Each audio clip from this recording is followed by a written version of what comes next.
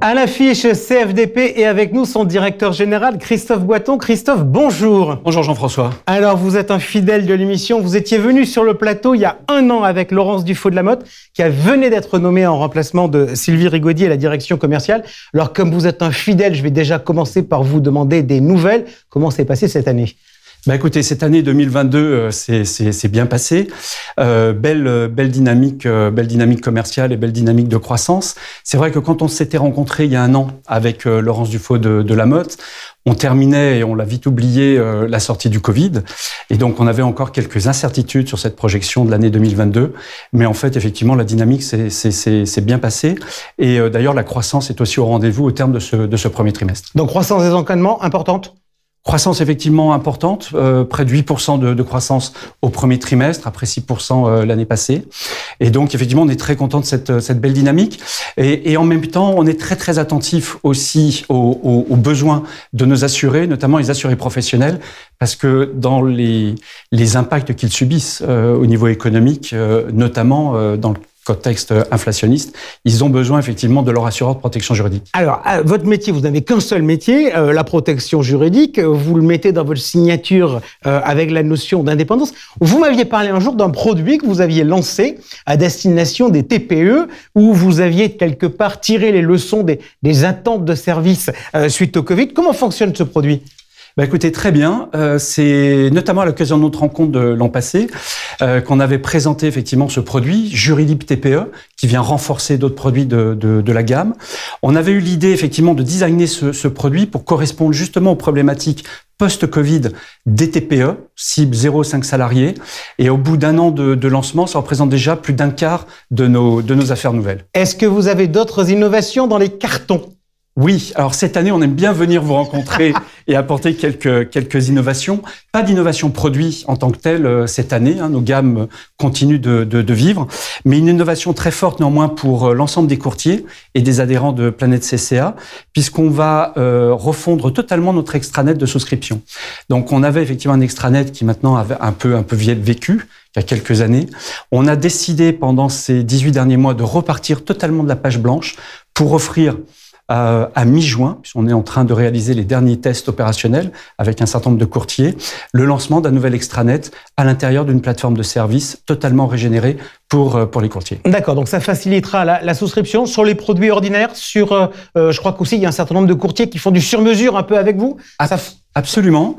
Première étape, effectivement, c'est d'offrir simplicité, efficacité et réactivité très forte pour souscrire les produits de la gamme standard déjà préparés. Ça, c'est la sortie du 15 juin.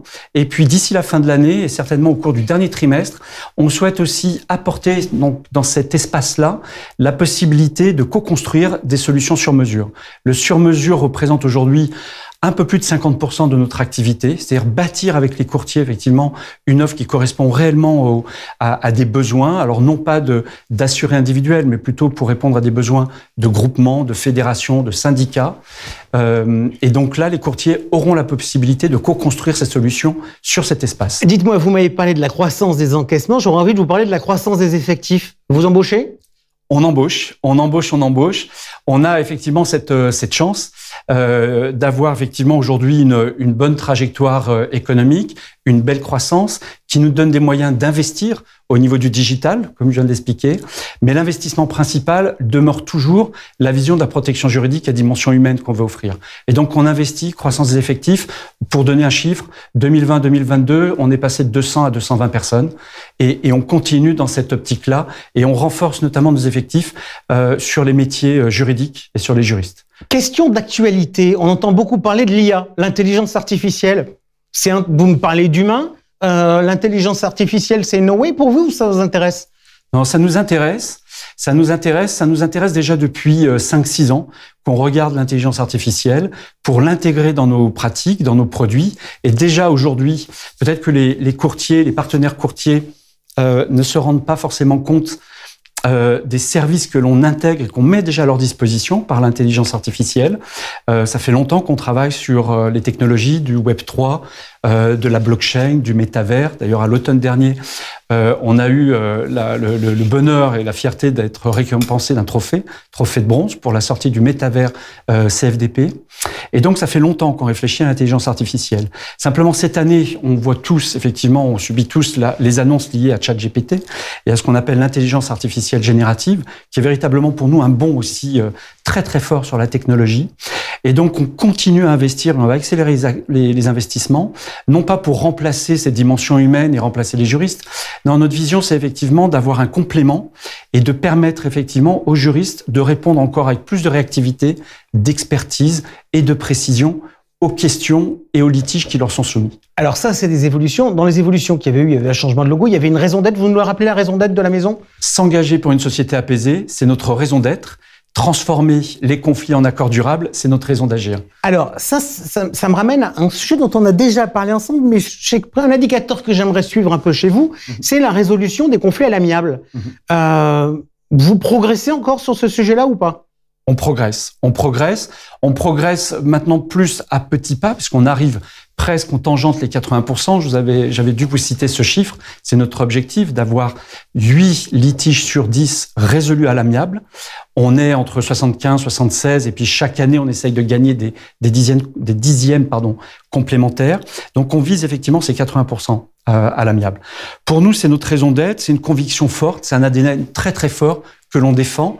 Et on défend effectivement les modes alternatifs de règlement des conflits. Si je vous dis accepter une solution à l'amiable, c'est une perte de chance, vous me répondez quoi ? Que vous n'êtes pas le premier à nous faire cette réflexion. On a effectivement souvent un peu cette réflexion qui nous est faite. Et nous, au contraire, on propose une réflexion qui est totalement inverse.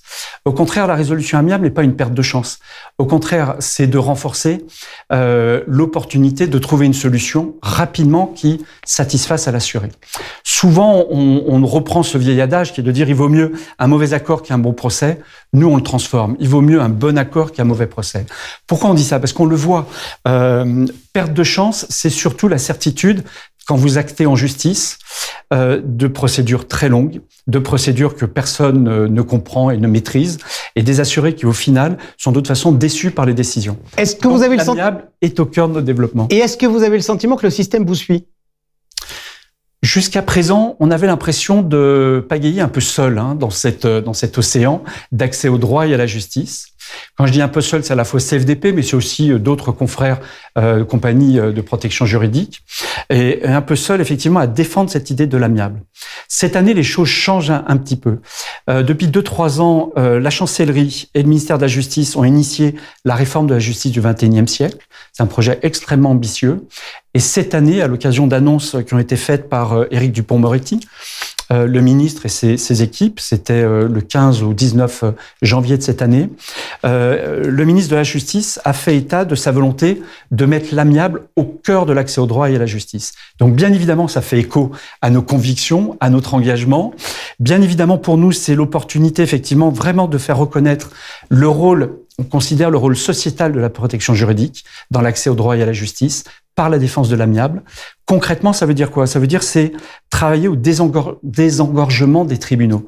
Si nous n'intervenons pas, nous, assureurs de protection juridique, CFDP, mais pas uniquement CFDP, on aurait effectivement des tribunaux qui seraient... Donc, grosso modo, ça désengorge le système et ça permet d'avoir une résolution à l'amiable, plus rapide que lorsqu'on passe par une procédure judiciaire. Et donc, si vous me permettez, une dernière phrase, c'est que cet engagement sociétal que l'on défend, on propose aussi aux courtiers de s'engager dans cet engagement sociétal, et en particulier aux adhérents de Planète CCA, puisqu'on est sur le plateau de Planète CCA aujourd'hui.